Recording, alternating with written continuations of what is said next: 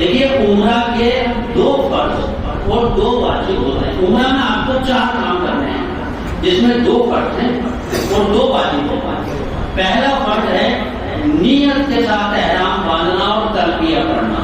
میں صبح جو حجاج کرام آ گئے تھے ان کو میں نے بتایا تھا کہ دیکھیے عمرہ کے لیے اور حج کے لیے تلبیہ فرض میں شامل ہے.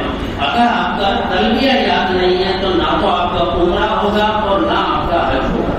اس لیے اگر آپ کو تلبیہ یاد نہیں ہے تو پہلے تلبیہ یاد کر لیں. میں تلبیہ پڑھ رہا ہوں, میرے ساتھ آپ لوگ دوہرائیں بآواز بلند. عورتیں دھیمی آواز میں پڑھیں گی, مرد تیز آواز میں پڑھیں گے. لبیک اللہم لبیک لبیک لا شریک لک لبیک ان الحمد والنعمت لک والملک لا شریک لک لبیک اللہم لبیک لبیک لا شریک لک لبیک ان الحمد والنعمت لک والملک لا شریک لک لبیک اللہم لبیک لبیک لا شریک لک لبیک ان الحمد والنعمت لک والملک لا شریک لک. تلبیہ ایک بار پڑھنا فرض ہے, لیکن میں صبح جو حجاج کرام آ گئے تھے جلدی ان کو میں بتا رہا تھا کہ آپ صلی اللہ علیہ وسلم نے جب بھی احرام باندھا کم سے کم 3 بار تلبیہ پڑھا. آپ صلی اللہ علیہ وسلم نے اپنی زندگی مبارک میں حج تو 1 کیا لیکن عمرے 4 کیا. آپ نے جب بھی احرام باندھا کم سے کم 3 بار تلبیہ پڑھا. تو آپ لوگ جب بھی احرام باندھیں کم سے کم 3 بار تلبیہ پڑھیں تو آپ کا فرض بھی ادا ہو جائے گا, ساتھ میں رسول اکرم صلی اللہ علیہ وسلم کی سنت بھی ادا ہو جائے گا. تو کم سے کم 3 بار تلبیہ پڑھیں. تو میں عرض کر رہا تھا کہ عمرہ کا پہلا فرض ہے نیت کے ساتھ احرام باندھنا اور تلبیہ پڑھنا, اور دوسرا فرض ہے کعبۃ اللہ کا طواف کرنا, یعنی کعبۃ اللہ کے 7 چکر لگانا. 7 چکر کا ایک طواف ہوتا ہے. اسی طرح 2 واجب ہیں. پہلا واجب ہے صفا اور مروہ کے دوران صحیح کرنا. 2 پہاڑیاں ہیں, ایک کا نام ہے صفا پہاڑی, دوسری کا نام ہے مروہ پہاڑی. صفا اور مروہ کی دوری قریب 500 میٹر کی ہے, یعنی آدھا کلومیٹر کی. تو صفا اور مروہ کے بیچ میں 7 چکر لگانا یہ پہلا واجب ہے. اور دوسرا واجب ہے اپنے بالوں کا منڈوانا. منڈوانا افضل ہے, بالوں کو اس طرح سے منڈوانا افضل ہے. اگر آپ کے سر میں کوئی پرابلم ہے, کوئی اسکن ڈیزیز ہے تو آپ بالوں کو مشین سے بھی کتروا سکتے ہیں. شرط یہ ہے کہ 75% بال آپ کے کٹ جانے چاہیے. 75% بال. میں حنفی مسلک سے تعلق رکھتا ہوں, حالانکہ شافعی مسلک میں یہ ہے کہ ایک بار یہاں سے کاٹ لیں, ایک بار یہاں سے کاٹ لیں, ایک بار یہاں سے کاٹ لیں. ہمیں اس پر نہیں جانا ہے.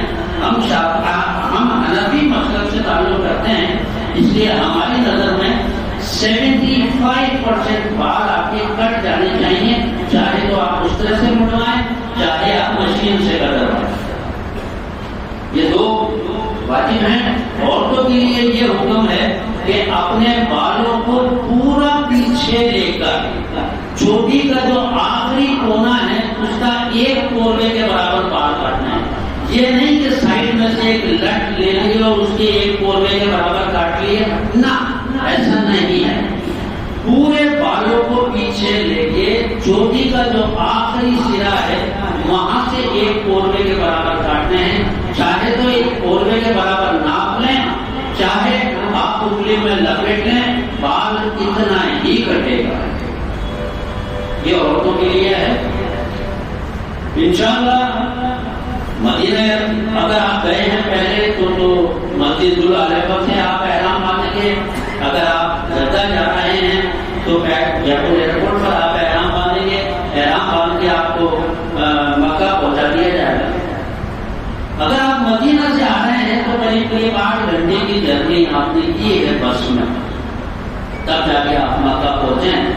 اور اگر آپ جے پور سے روانہ ہوئے تب بھی آپ نے کم سے کم 8 گھنٹے کی مشقت کی ہے, تب جا کے آپ مکہ پہنچیں. آپ کی باڈی کافی تھکی ہوئی ہے.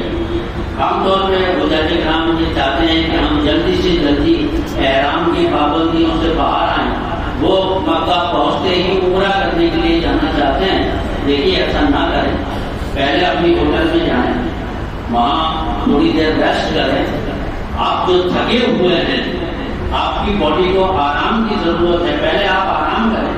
کیونکہ عام طور پر یہ دیکھا گیا ہے کہ تھکی ہوئی باڈی میں جو عبادت کی جاتی ہے اس میں وہ مزہ نہیں آتا جو آنا چاہیے. سکون کے ساتھ آپ کو عبادت کرنی ہے, سکون کے ساتھ آپ کو عمرہ کرنا ہے. تھوڑی دیر آپ اپنی ہوٹل میں ریسٹ کیجیے. اگر غسل کرنا چاہیں غسل کریں, آپ ضروریات سے فارغ ہوں, اور اس کے بعد مسجد الحرم کی طرف روانہ ہوں. جب سے آپ کو احرام باندھا ہے آپ نے, تب سے برابر آپ لوگ تلبیہ پڑھ رہے ہیں. جب آپ مسجد الحرم میں داخل ہوں تو پہلا کام آپ کو یہ کرنا ہے کہ تلبیہ بند کر دیں. مسجد الحرم کے ویسے 109 گیٹ ہیں, لیکن ابھی کعبۃ اللہ کے نزدیک جانے کی اجازت ہر کسی کو نہیں دی جا رہی ہے. جو لوگ احرام کی حالت میں ہوتے ہیں وہی کعبۃ اللہ کے نزدیک جا کر طواف کرتے ہیں, اور ورنہ جو سول کپڑوں میں ہوتے ہیں, سلے ہوئے کپڑوں میں ہوتے ہیں, وہ اوپر فرسٹ فلور یا سیکنڈ فلور پر طواف کرتے ہیں. تو اگر آپ احرام کی حالت میں ہیں تو وہاں ابھی فی الحال میں 1 مہینہ پہلے عمرہ کر کے آیا ہوں, وہاں یہ ہے کہ صرف 2 گیٹ انہوں نے الاؤ کر رکھے ہیں. ایک باب السلام, آپ صلی اللہ علیہ وسلم کی جو پیدائش گاہ ہے اس طرف سے جب آپ آئیں گے مروہ کی طرف سے, تو وہ جو گیٹ ہے اسے باب السلام کہا جاتا ہے. ایک تو اس گیٹ سے حجاج کرام کی انٹری ہو رہی ہے جو احرام کی حالت میں ہے, اور ایک 79 نمبر کا گیٹ کنگ ابوالفضل گیٹ جو ہے اس سے انٹری ہو رہی ہے احرام کرنے والوں کے لیے جو عمرہ کرنے جا رہے ہیں. سول کپڑوں کے لیے باقی جو 107 گیٹ ہیں, آپ کسی بھی گیٹ سے انٹر ہوں گے آپ کو آٹومیٹیکلی فرسٹ فلور پہ یا سیکنڈ فلور پہ پہنچا دیا جائے گا. نیچے گراؤنڈ فلور پہ آپ کو الاؤ نہیں کریں گے. تو یاد رکھیے 79 نمبر گیٹ سے آپ اندر انٹر ہوں گے. اندر انٹر ہونے کے بعد اپنے نگاہوں کو اپنے قدموں میں رکھیے, بالکل ادب کے ساتھ سر جھکا کے آپ کو چلنا ہے. یہ نہیں کہ ادھر ادھر دیکھتے ہوئے اور ان کی مسجد کی خوبصورتی دیکھتے ہوئے جا رہے ہیں, ایسا نہیں کرنا ہے. آپ کی نگاہیں آپ کے قدموں میں ہونی چاہیے. قدموں میں نگاہ رکھتے ہوئے آپ آہستہ آہستہ مسجد میں داخل ہوں. یہ میں اس لیے کہہ رہا ہوں کہ اللہ تعالیٰ نے یہ وعدہ کیا ہے کہ کعبۃ اللہ پر پڑھنے والی پہلی نظر میں جو بھی دعا مانگی جائے گی وہ میں قبول کروں گا. اللہ تعالیٰ کا وعدہ ہے. ایک بلینک چیک اللہ تعالیٰ نے آپ کو دے دیا ہے, اس چیک میں جو رقم بھریں گے انشاءاللہ یہ کیش ہوگا. یہ وعدہ ہے اللہ تعالیٰ کا کہ پہلی نظر میں جو بھی دعا مانگی جائے گی وہ میں قبول کروں گا. پہلی نظر کیا ہے؟ یہ کعبۃ اللہ پر آپ کی نظر پڑی اور یہ ہٹ گئی, پہلی نظر ختم. یہ کعبۃ اللہ پر آپ کی نظر پڑی اور آپ کی پلک جھپک گئی, پہلی نظر ختم.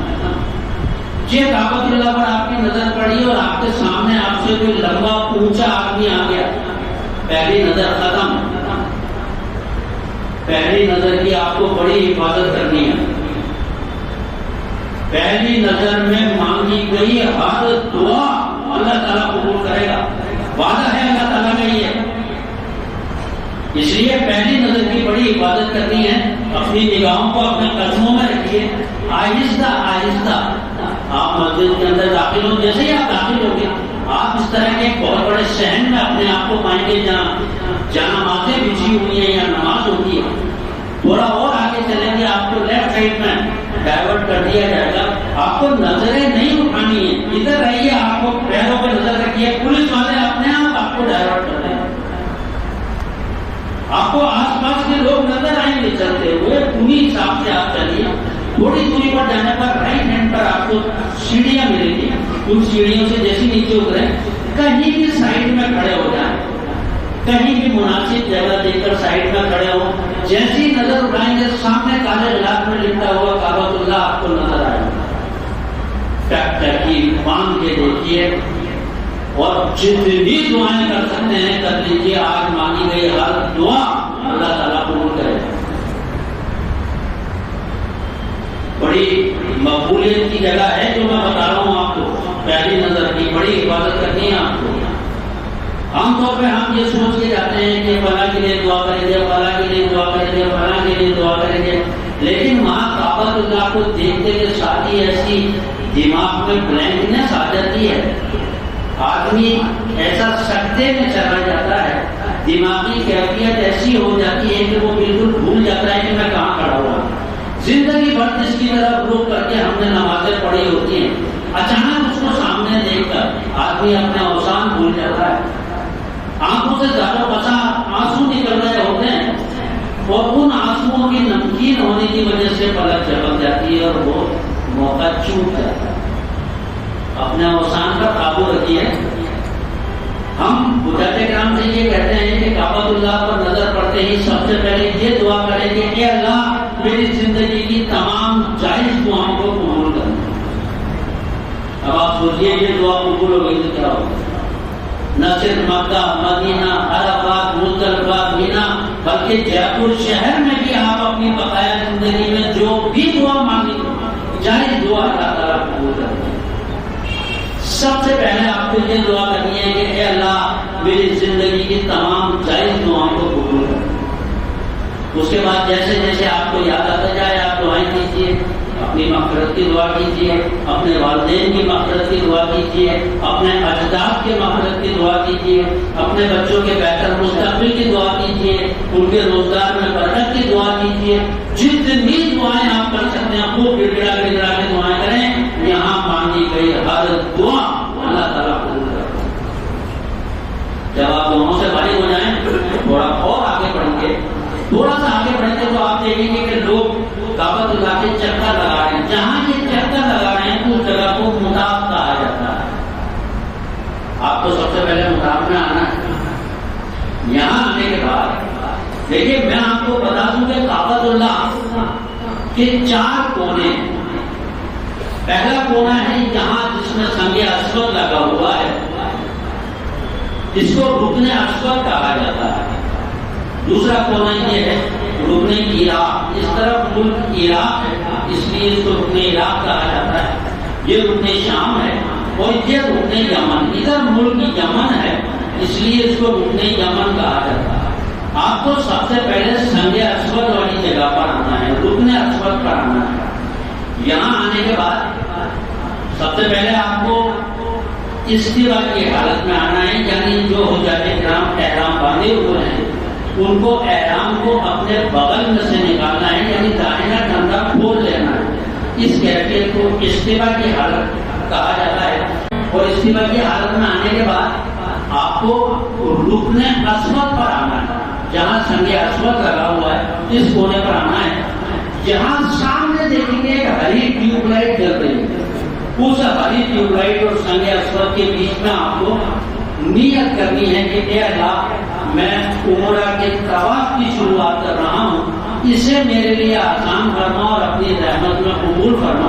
اور اس کے بعد سنگ اسود کی طرف رخ کر کے بسم اللہ اللہ اکبر وللہ الحمد یہ کہہ کے بوسہ لینا ہے. بوسے میں ایسے آواز نہیں آنی چاہیے. بسم اللہ اللہ اکبر وللہ الحمد یہ کہہ کے اپنی انگلیوں کو ہونٹوں تک لگائیں. یہ آپ کا بوسہ ہو گیا. ایسے آواز نہیں آنی چاہیے. یاد رکھیے آپ طواف کی شروعات بھی بوسے سے کریں گے, طواف کا خاتمہ بھی بوسے سے کریں گے. آپ یہ کریں کہ اللہ میں عمرہ کے طواف کی شروعات کر رہا ہوں, ہاں اس کو میرے لیے آسان فرما اور اپنی رحمت میں قبول فرما.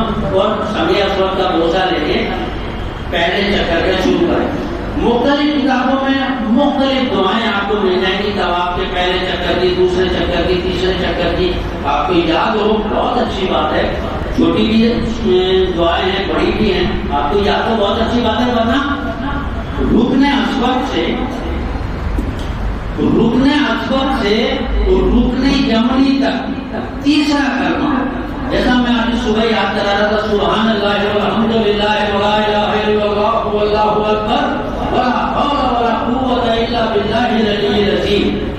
رکن اسود سے رکن یمنی تک تیسرا کلمہ، اور رکن یمنی سے رکن اسود تک ربنا آتنا فی الدنیا حسنۃ وفی الآخرۃ حسنۃ وقنا عذاب النار. یہاں تک تو ہم نمازوں میں پڑھتے ہیں، اس کو تھوڑا سا آگے بڑھانا ہے. وادخل الجنۃ مع الابرار یا عزیز و یا غفار یا رب العالمین. وقنا عذاب النار، اے اللہ ہمیں آگ کے عذاب سے بچا. وادخل الجنۃ، اور ہمیں جنت میں داخل کر، یا مع الابرار، ہمیشہ ہمیشہ کے لیے، یا عزیز و یا غفار یا رب العالمین. تو یہ تھوڑا سا آپ کو بڑھانا ہے. وقنا عذاب النار سے آگے وادخل الجنۃ مع الابرار یا عزیز و یا غفار یا رب العالمین. یہ آپ کو پڑھنا ہے. شروع کے 3 چکر مرد حضرات کو رمل کرنا ہے. استوا کی حالت میں دائنا ٹھنڈا کھول کے تھوڑا پکڑ کے چلیں گے آپ، ہے نا. جس طرح سے کہتے ہیں اتراتے ہوئے چلنا، اس طرح سے آپ کو تھوڑا پکڑ کے چلنا ہے، اتراتے ہوئے چلنا ہے. یہ شروع کے 3 چکر آپ رمل کریں گے، اور باقی کے چکروں میں آپ اپنا دائنا کندھا ڈھک لیں گے. آپ کو یاد آ جائے دائنا کندھا ڈھکنے کا بہت اچھی بات ہے، ورنہ کندھا کھول کے بھی باقی چکر کیے جا سکتے ہیں. جب آپ کا پہلا چکر پورا ہو جائے گا، بسم اللہ اللہ اکبر وللہ الحمد کہہ کے موسیٰ لیجیے، آگے بڑھ جائیے دوسرے چکر کے لیے. جب دوسرا چکر پورا ہو جائے گا، پھر سمیت پر آئیے، بسم اللہ اللہ اکبر وللہ الحمد کہہ کے موسیٰ لیجیے، تیسرا چکر چھوڑ دیجیے. اس طرح آپ کو 7 چکر لگانے ہیں. جب آپ کا 7واں چکر پورا ہو جائے، اس وقت یہ نہیں کہ 7 چکر پورے ہو گئے ٹاٹا بائے بائے کہتے ہوئے کعبۃ اللہ کو باہر نکل جائے. ایسا نہیں کرنا ہے. واپس سنگیت پر آئیے، اس کا بوسہ لیجیے، بسم اللہ اللہ اکبر وللہ الحمد کہہ کے، اور پھر باہر نکلنا. میں نے بتایا کہ طواف کی شروعات بھی بوسے سے ہوگی، طواف کا خاتمہ بھی بوسے سے ہوگا. آپ کو چکر 7 لگانے ہیں، بوسے 8 لینے ہیں. بات سمجھنا آ گئی. یہ جو آپ طواف کر رہے تھے، آپ نے دیکھا ہوگا کہ یہاں رکن ایران کے پاس میں یہاں ایک سونے کا پنجرا رکھا ہوا ہے، جس میں پتھر ہے، جس کے اوپر انسانی قدموں کے نشان بنے ہوئے ہیں. اس جگہ اسے مقام ابراہیم کہتے ہیں. یہ وہ پتھر ہے جس پہ کھڑے ہو کے ابراہیم علیہ السلام نے کعبۃ اللہ کی تعمیر کی تھی. کعبۃ اللہ مختلف اوقات میں بنا. سب سے پہلے فرشتوں نے بنایا، پھر آدم علیہ السلام نے بنایا، پھر شیش علیہ السلام نے بنایا، ادریس علیہ السلام کے زمانے، نوح علیہ السلام کے زمانے میں بھی کعبۃ اللہ کی تعمیر ہوئی. آخری بار آپ صلی اللہ علیہ وسلم کے زمانے میں کعبۃ اللہ کی تعمیر ہوئی. ابراہیم علیہ السلام نے جب کعبۃ اللہ بنایا تو اللہ تعالیٰ نے اس پتھر کو ایسی معجزہ عطا کیا تھا. اللہ تعالیٰ نے ایک ایسا کرشمہ دکھایا تھا. اس پتھر میں ایسی تاثیر پیدا کرتی تھی کہ ابراہیم علیہ السلام حکم دیتے تھے پتھر اونچا ہو جائے تو پتھر اونچا ہو جاتا تھا، وہ حکم دیتے تھے نیچا ہونے کا تو پتھر نیچا ہو جاتا تھا. وہ اس طرح سے کعبۃ اللہ کی تعمیر اس پتھر پہ کھڑے ہو کے ابراہیم علیہ السلام نے کی تھی، اور ان کے پیروں کے نشان اس پتھر پر پڑ گئے تھے. حالانکہ نشان اتنے ہی تھے جتنے کہ عام طور پر کسی سیمنٹ کے فرش پر پیر رکھنے سے ہمارے پیروں کے نشان بن جاتے ہیں. وہ نشان اتنے ہی تھے. باقی جو آج اتنے گہرے گہرے نشان ہیں، یہ آپ کی اور میری قوم کی مہربانی ہے کہ اس کو چاٹ چاٹ کے چوم چوم کے کتنا گہرا کر دیا. در حقیقت وہ نشان اتنے گہرے نہیں تھے یہ ہم لوگوں کی وجہ سے پھر بعد میں سعودی گورنمنٹ نے اس کو ایک سونے کا پنجرا بنا کے اور اس میں اس کو رکھ دیا. بہرحال مجھے اس سبجیکٹ پہ بات نہیں کرنی چاہیے تھی. یہ مقام ابراہیم کے پیچھے آپ کو 2 رکعت نماز واجب الطواف ادا کرنی ہے. میں نے اس لیے اس جگہ کا ذکر کیا تھا مقام ابراہیم کا. یہاں جو آپ نے ابھی طواف کیا ہے اس کے بعد آپ کو 2 رکعت نماز واجب الطواف پڑھنی ہے. ویسے تو یہ نفل نماز ہے لیکن طواف کی واجب ہے. اگر آپ یہ جب تک نہیں پڑھیں گے تب تک آپ کا طواف مکمل نہیں ہوگا. اس کے لیے مقام ابراہیم کے پیچھے پڑھنا افضل ہے. اگر آپ کو جگہ ملتی ہے مقام ابراہیم کے پیچھے جہاں آپ 2 رکعت نماز واجب الطواف پڑھیں. اگر جگہ نہیں ملتی ہے تو پوری مسجد الحرم میں کہیں بھی 2 رکعت نماز واجب الطواف پڑھی جا سکتی ہے. اس میں پہلی صورت میں قل یا ایھا الکافرون اور دوسری صورت میں سورہ اخلاص قل ھو اللہ احد پڑھنا افضل ہے. اگر آپ کو یاد ہو تو بہت اچھی بات ہے ورنہ کوئی بھی صورت پڑھی جا سکتی ہے. اس مقام ابراہیم پر 2 رکعت نماز واجب الطواف پڑھنے کے بعد واپس آپ پیچھے کی طرف آئیے. جہاں آپ نے کھڑے ہو کر کعبۃ اللہ کا پہلا دیدار کیا تھا اس گیلری میں آ جائیے. تھوڑی دیر ریسٹ کیجیے. ابھی آپ نے طواف کیا ہے 52-53 ڈگری کا ٹیمپریچر ہے.